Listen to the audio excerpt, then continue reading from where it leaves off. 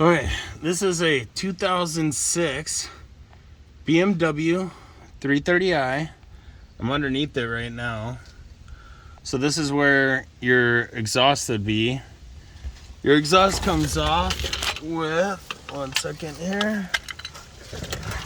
You got a hookup right here. So you got a bolt right here. I believe it was, I don't know, a big ass fucker. I'm sure you can figure it out.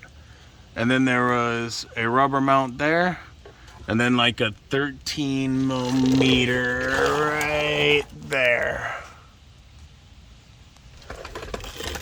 Then you got your rear differential.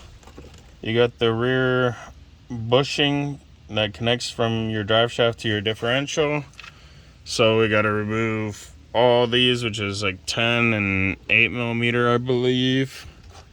And so we got to remove all this so we can drop the drive shaft, because as you can see, I got this unbolted, and this is what goes from your the back of your transmission to your drive shaft to your rear wheel. So I got it unbolted and I've separated it. There's no way you're gonna get it back far enough to pull the transmission back enough to pull the transmission. So I got the whole undercover, which is like this material, which is all like 8 millimeters and stuff, just like this. That comes right out. And then there's these main wiring harness connectors on the bottom here that I just got down and tucked off behind the exhaust. Then you have the, exhaust bolts and shit, and mine were a son of a bitch to get off. I had to torch each one of them for about 10 minutes. And then I cranked it forward a little bit and then backwards the impact. Got those off. You have your transmission mount brackets right here. And this is your transmission mount bracket right here. That sits right up in here like this. Just like that. And then it'll have your bushings in there, which mount to this bracket right here, which goes up right there, just like that, on the bottom of your transmission. And so see right here, I put the bolts back into the transmission. You could put them in a bag and label them, but yeah, I'm not gonna do that. I'm just gonna put them back so I know where they came from and where exactly I got each one of them from. That's the easiest for me. You do it whichever the fuck way you want, really. You gotta unplug that wiring harness, and then we're gonna have to pull your master cylinder or whatever. You gotta pull that out. Sorry, I'm kind of just doing this last minute here. Oh, and it's been a long day because I've just kind of been cranking at it. What the hell else did I have to pull off? You have to pull off this whole panel right here, which goes right here and is above your exhaust, or what? I mean, below your exhaust, so you won't be able to pull your exhaust without removing it. So I pulled it out. I got my trusty dusty Milwaukee here, and I just zippity doo dah these fuckers, just like so. And these bad boys, you can see, are, I believe, T50 Torx bolts.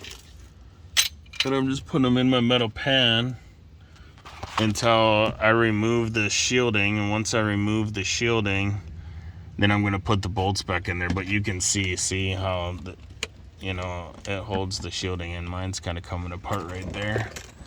but see how it's holding in the shielding. So you won't be able to get that. These,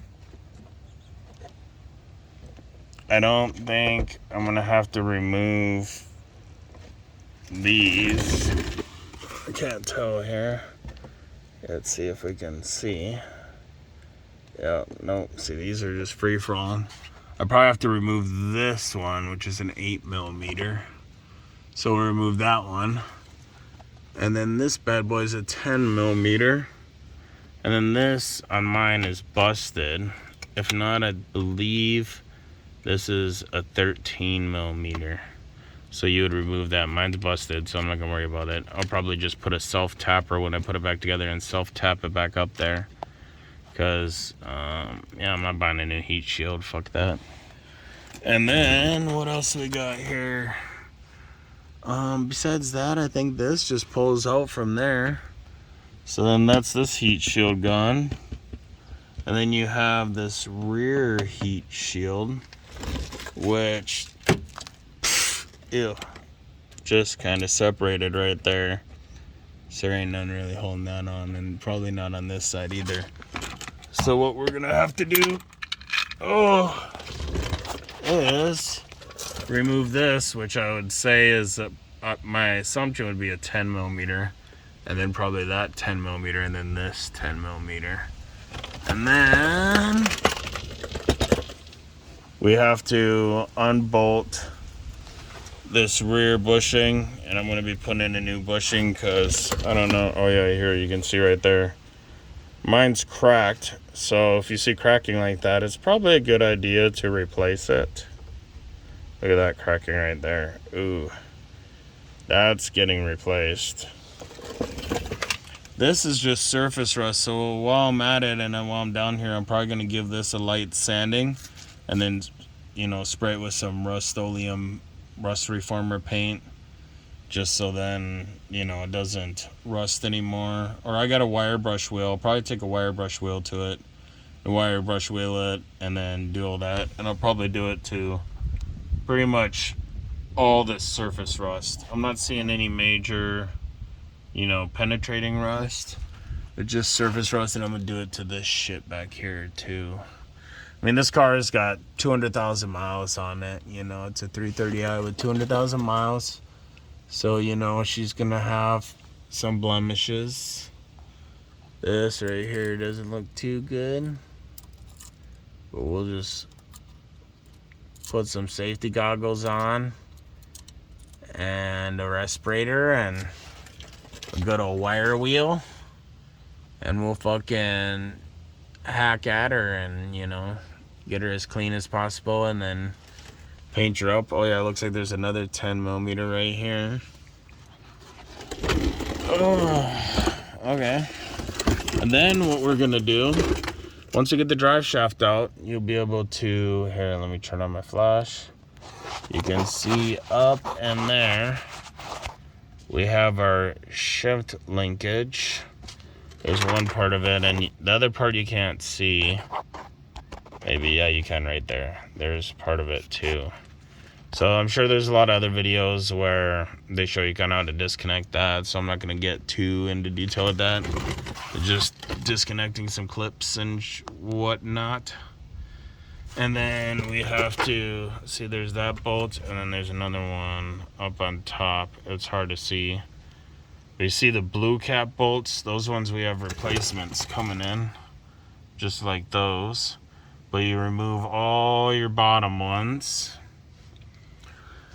And I got a set like this for those.